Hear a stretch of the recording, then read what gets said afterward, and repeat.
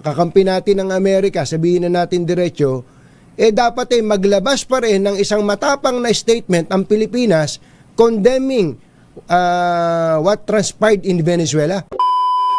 Professor Clarita Carlos, ang doon po sa mga hindi masyadong nasusubaybayan nito, ang ginagamit pong batayan ng Amerika sa kanila pong paglalabas ng warrant of arrest at para daw po dalhin sa hustisya itong si President Maduro, ito daw po ay narco-terrorist, leader na drug leader to, drug king to, sabi ni Professor Clarita Carlos, bakit yung Colombia hindi nila pinapasok?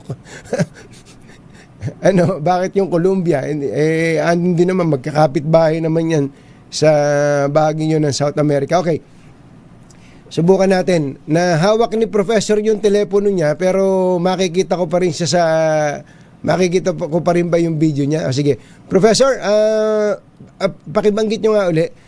You were telling us something about the Monroe Doctrine?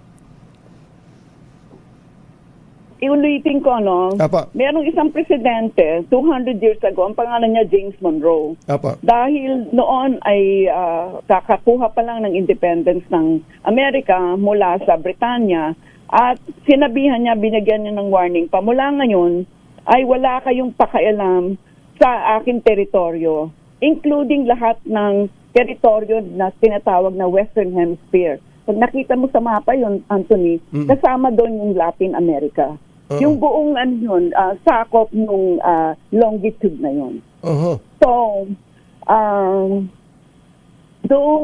siguro, late last year, mga November ata, lumabas yung National Security Strategy ni Trump.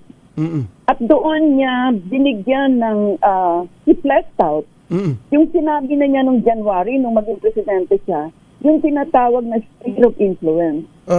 Nahanap ko kasi yung niyan sa Tagalog, Anthony, hindi ako makahanap. Essentially, ang ganito ang explanation ng sphere of influence. Meron kang area na, in a manner of speaking, sakop mo. Meron kang control sa area na yon. So, ang ginawa ni Trump, yan sa National Security Strategy, parang dinivide niya yung mundo sa tatlo. Pag-aartian nila ni Xi Jinping, siya at ni Vladimir Putin, ang mundo. Na-notice mo, inisipwera niya yung Europe. Opo, pero tama. yun, another istorya yun. So, ibig sabihin, kanya-kanya tayo ng spheres of influence, at maaari kong gawin, ang gusto kong gawin dito sa Western Hemisphere, pakala na kayo sa inyong sphere of influence. Bakit nakakabahala ito? Diba, bakit? Bakit po? Aba, ibig mong sabihin, yan si Putin, si Xi Jinping, at siya, abay, sila na lang ang magbabasto ng anong mangyayari sa ating, sa atin lahat, no? And that is so against all any international law.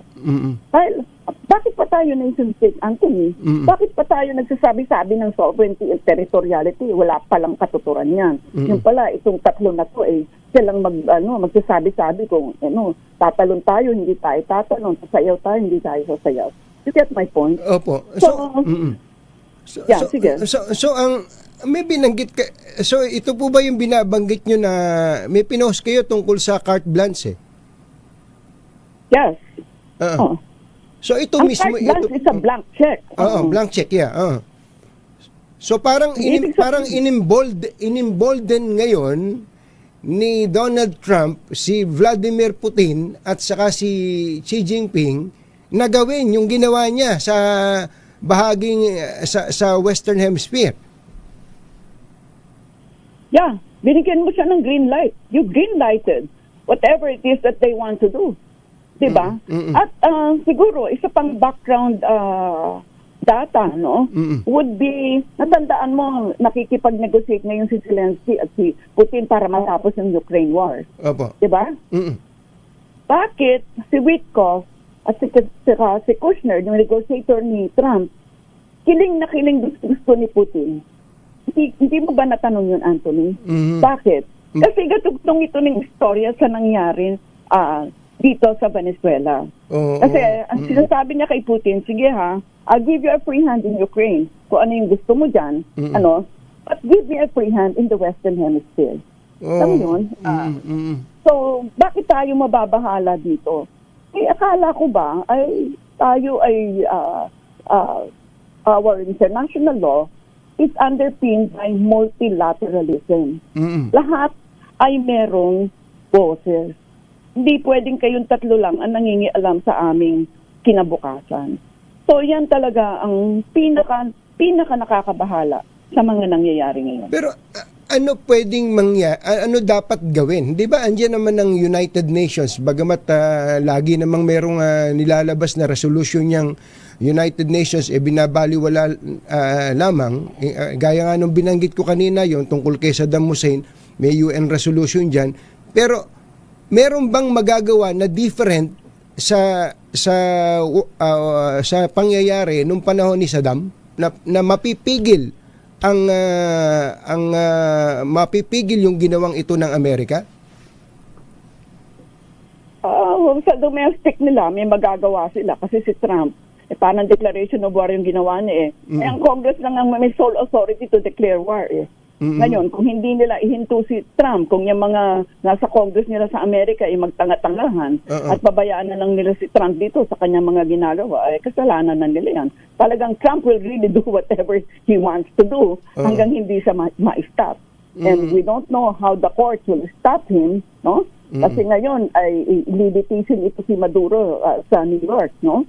And meron akong nabasang komentary kahapon na pag nakita mo daw yung listahan ng basis for indictment, ay matatawa ka kasi katawa-tawa talaga yung mga rason kung bakit nila ini-indict ito si Maduro, no? So, napakaraming sanga-sanga talaga itong kwento na to at halos lahat talaga, sabihin mong merong mga 20 na rason, lahat ng 20 na yung totoo. Like Anthony, I'm sure alam natin kung ano yung nasa Venezuela. Ginto, no? Isa sa pinakamalaking reserve ng ginto, yung oil, no? Damat papunta na tayo sa renewable, sa isip ni Trump, oil pa rin sa kanya yung primary reason. And ewan ko kung nadinig mo siya kahapon, sabi niya, we are going to run Venezuela until such time that, the situation stabilizes. Alam mo yung mga until such time na yan I'm sure yung Afghanistan, until such time na naging 20 years yung sa Afghanistan. Yes. Diba? Totoo po. Hindi, yung pong sitwasyon ngayon, nabanggit yung isang remedyo, yung US Congress mismo, sila mismo ang aawat kay Donald Trump, pero outside, meaning ang international community, meron ba silang pwedeng gawin na pwede namang mag-impose sa Amerika, hindi kayo ang hari ng mundo, ha? Well, of course, alam natin yung Security Council ng United Nations. Alam naman natin ang kasaysayan niyan. Lahat ng 5 doon, yung Big Five na sinasabi natin, merong veto powers. Ibig sabihin, the moment merong sinabi ang UN, tapos isa lang doon ay magbigay ng, magsabi ng to, walang mangyayari. At by the way, total, palagi mo binabanggit yung Iraq na yan. Alam mo, nilusog nila yung Iraq ng 2003 ba yun? 2003? Walang yan. Walang binigay na hindi sila humingi ng permiso sa UN. So ano na lang yung UN? Wala na siyang katotohanan. Kasi anyone, the likes of Trump, can in fact, just do whatever he wants. Buwagin niya na lang yung UN yan. Diba?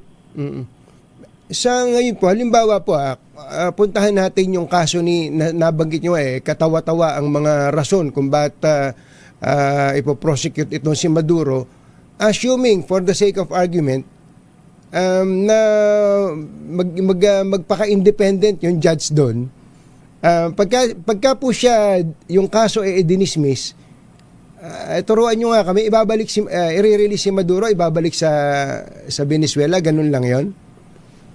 Yeah, dapat. Kasi siguro nalimutan natin banggitin, Anthony. Alam mo ba, kamakailan lang, mga 2 weeks ago, ito si Trump, pinardon niya yung president dati ng Honduras na also was accused of the same thing.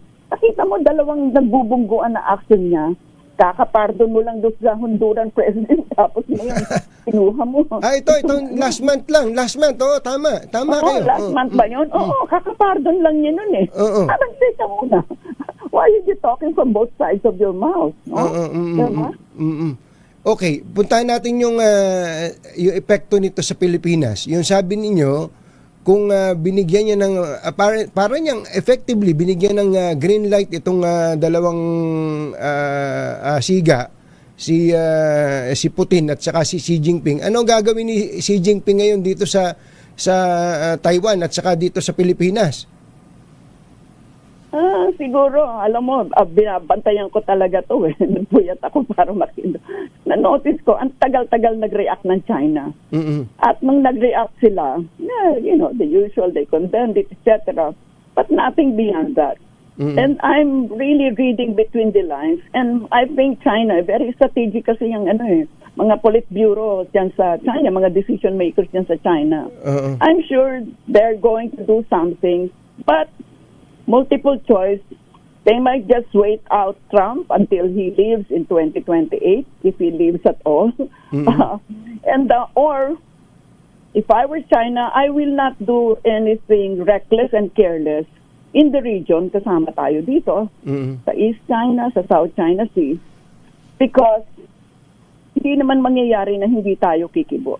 I am sure tayo bilang independent, sovereign country, pag merong ginawang aggression, at hindi siguro malayong mangyari yan sa atin, pero whatever aggressive actions will be undertaken here, ay dapat kumibo tayo. Ano ang Anthony, we're in a bind right now because you know how President Bongbong's policy has been so linked to the U.S. Tama po. Kaya, ewan ko, nakadinig ka na ba kung may statement ni President Bongbong in regard to what happened? Ewan ko, wala pa akong nababase. Merong statement ang DFA na talagang pang Miss Universe. Ang sabi niya, parang pang Miss Universe statement, the Philippines urges concerned parties to resolve disputes through peaceful means and to exercise restraint to prevent escalation of conflict. So, yun po yung statement ng DFA. Yeah. Pero if you were to be asked by yung pong advice ninyo, ano pong dapat maging statement ng Pilipinas dito? Again, I always pay attention to the verbs used, no? Kitang-kita mo yung verb na yan ay pilay. Alam mo yun? Lame. Pilay. Yung verb na yan.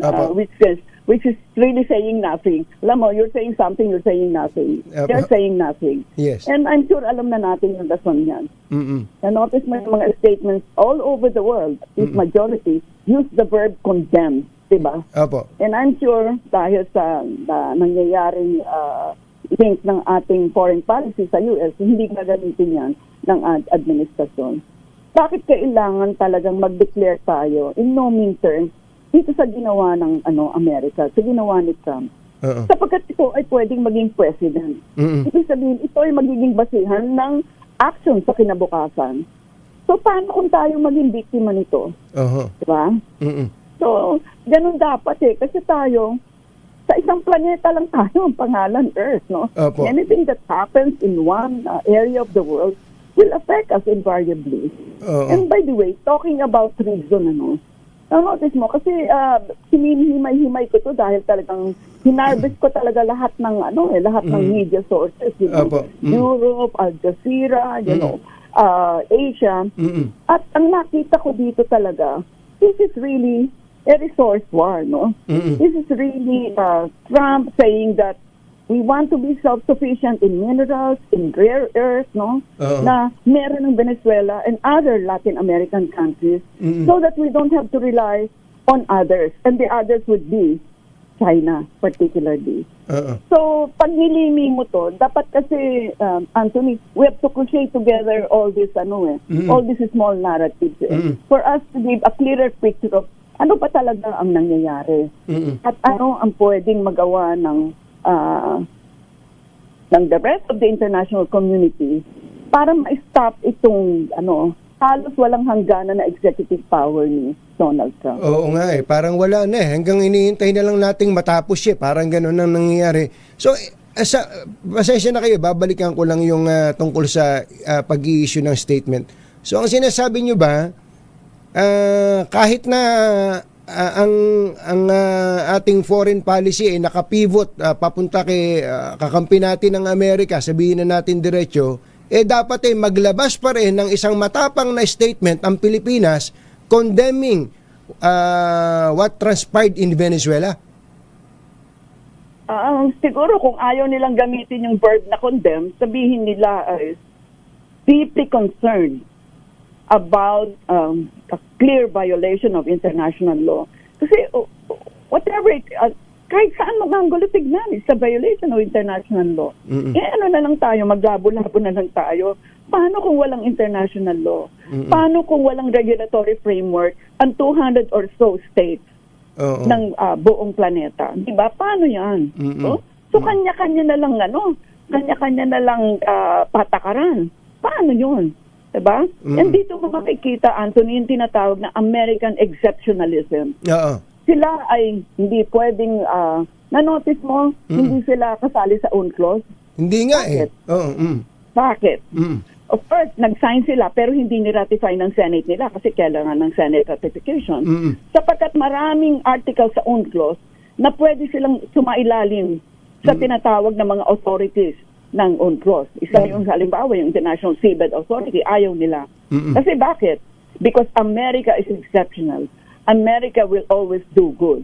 No? And of course, alam naman natin yung laman ng ganyang mga salita. Yes. Sa ICC, di ba? Hindi rin sila sumali doon. So itong American exceptionalism ay kitang-kita all around sa kanilang mga actions even before Donald Trump.